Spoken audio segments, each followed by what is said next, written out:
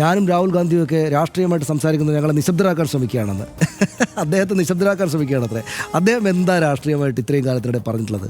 അദ്ദേഹം ഈ പ്രിയങ്ക ഗാന്ധിയുടെ 13ാമത്തെ വയസ്സിൽ അദ്ദേഹം പരിചയപ്പെട്ടു എന്നാണ് ഈ ജീവചരിത്രങ്ങൾ കുറിപ്പിലൊക്കെ കാണുക. അത് അവരെ പ്രിയങ്ക ഗാന്ധിയെ നമ്മുടെ രാജ്യത്തെ ഏറ്റവും പ്രധാനപ്പെട്ട രാഷ്ട്രീയ കുടുംബത്തിലെ ഒരു പ്രധാനപ്പെട്ട ആളെ വിവാഹം ചെയ്തു. ലോകത്തിലെ തന്നെ രാഷ്ട്രീയ കുടുംബങ്ങളിൽ ഏറ്റവും പ്രധാനപ്പെട്ട രാഷ്ട്രീയ കുടുംബങ്ങളിൽ ഒന്നിലെ ഒരു ഇളമുറക്കാരിയെ അദ്ദേഹം വിവാഹം ചെയ്തു എന്നല്ലാതെ ഈ കാലത്തിനിടെ വിവാഹം ചെയ്തിട്ട് ഒരുപാട് കാലമായല്ലോ.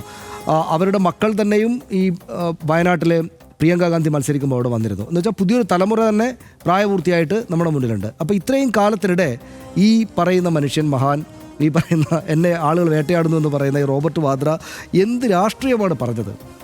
നമ്മുടെ രാജ്യം, അദ്ദേഹം ജീവിച്ചിരിക്കുന്ന രാജ്യം, അദ്ദേഹത്തിൻ്റെ അടുത്ത ബന്ധുക്കൾ, പ്രധാനപ്പെട്ട നേതാക്കളായിരിക്കുന്ന ഈ രാജ്യം പലതരം രാഷ്ട്രീയ സംഘർഷങ്ങളിലൂടെയും രാഷ്ട്രീയ പ്രശ്നങ്ങളിലൂടെയും കടന്നു പോകുമ്പോൾ എന്തെങ്കിലും ഒരു വർത്തമാനം പറയുന്നതായിട്ട് ഈ ചങ്ങാതിയെ കണ്ടിട്ടുണ്ടോ?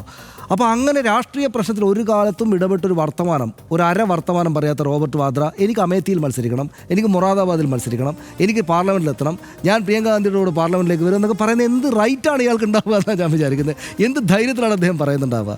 അതായത് മോത്തിലാൽ നെഹ്റു തൊട്ട് ഇങ്ങോട്ട് കുറേ തലമുറ ഈ രാജ്യത്തിന് വേണ്ടിയിട്ട് രാഷ്ട്രീയമായിട്ട് പ്രവർത്തിച്ചിട്ടുണ്ട്. ഇപ്പോൾ പ്രിയങ്ക ഗാന്ധിയും രാഹുൽ ഗാന്ധിയും അവർക്ക് നേരെ ഉയരുന്ന രാഷ്ട്രീയ ആക്ഷേപങ്ങളും പരിഹാസങ്ങളും മറ്റുമൊക്കെ തട്ടിമാറ്റിയിട്ട് അവർ രാഷ്ട്രീയമായിട്ട് പ്രവർത്തിക്കുകയാണ്. കോൺഗ്രസിനോട് നിങ്ങൾക്ക് എന്ത് വിയോജിപ്പുണ്ടായാലും, പ്രിയങ്ക ഗാന്ധിക്കെതിരെ എന്ത് വിയോജിപ്പുണ്ടായാലും, രാഹുൽ ഗാന്ധിക്കെതിരെ എന്ത് വിയോജിപ്പുണ്ടായാലും അവർ രാഷ്ട്രീയത്തിൽ പ്രവർത്തിക്കുകയാണ്.